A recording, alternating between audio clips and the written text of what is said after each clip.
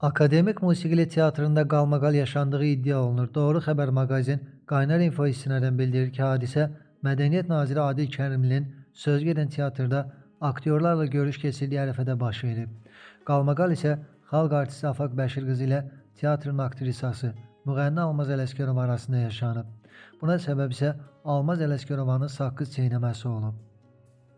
Afaq Bəşir qızı iclas iştirakçılarından birinin saqqız çeynədiyini eşidib. İddiaya görə aktrisanın əsəbləri buna dözməyib və ucadan bu qələti edən kimdir deyə iştirakçılara səslənib. Bu zaman Ələsgərova qələti sən özün edirsən deyə cavab verib. Qeyd olunur ki, bundan sonra Bəşir qızı ilə Ələsgərov arasında gərginlik yaşanıb. Qalmaqal yalnız nazir Adil Kərimlinin teatra girişindən sonra səngiyib. Sayt məsələ ilə bağlı Afaq Bəşir qızı ilə əlaqə saxlayıb.